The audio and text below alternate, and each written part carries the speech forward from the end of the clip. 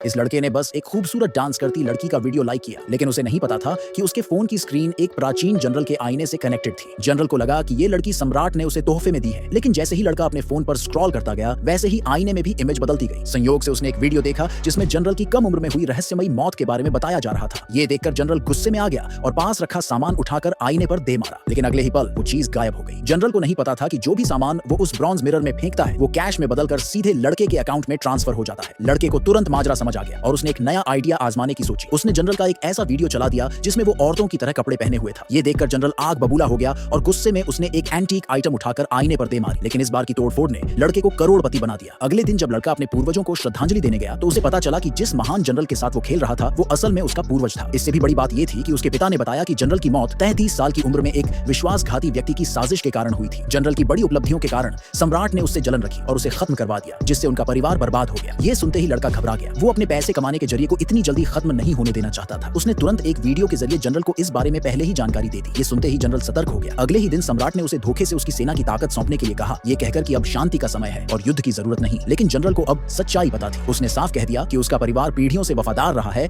और उसके हाथों में आई हुई सैन्य शक्ति को यूं ही खत्म नहीं किया जा सकता। सम्राट को जनरल की ताकत का अंदाजा था, इसलिए वो उस पर ज्यादा सख्ती नहीं कर सकता था। इसी वजह से उसने जनरल को खुश करने के लिए 10,000 सोने की तीलियां और 4 खूबसूरत लड़कियां इनाम में भेज दी, ताकि सेना में संतुलन बना रहे। जनरल समझ गया कि अगर उसे उस लड़के की चेतावनी नहीं मिलती तो आज उसकी मौत पक्की थी। एहसान चुकाने के लिए उसने सम्राट से मिले सारे इनाम उस लड़के को भिजवा दिए। लड़के ने पहले ही एंटीक चीजों को बेचकर काफी पैसा कमा लिया था, जिससे उसने अपने माता पिता को एक शानदार विला में शिफ्ट कर दिया। वो अपने नए लाइफस्टाइल का मजा ले ही रहा था कि तभी चारों सुंदरियां उसके घर आ गईं। उन्हें देखकर लड़का खुश तो बहुत हुआ, लेकिन इससे पहले कि वो एंजॉय कर पाता, उसे उनसे एक चौंकाने वाली खबर मिली। जनरल ने न सिर्फ अपनी सैन्य ताकत बचा ली थी, बल्कि सम्राट को एक तरह से धमकी भी दे दी थी। लड़का समझ गया कि अगर वो अपने पैसे कमाने के जरिए को बचाना चाहता है तो उसे कुछ और करना पड़ेगा। उसने फिर से इतिहास की किताबें पढ़नी शुरू की और पता लगाया कि 10 दिन बाद सम्राट जनरल की हत्या करवाने वाला था और उसके पूरे परिवार का सफाया करने वाला था। इस तबाही को रोकने के लिए लड़के ने तुरंत जनरल को मैसेज भेजा कि सम्राट उसे मारने के लिए एक खास रखेल भेजने वाला है जो उसे जहर देने की कोशिश करेगी। साथ ही लड़के ने उन चारों सुंदरियों से आधुनिक हथियार बनाने की प्रक्रिया लिखवाई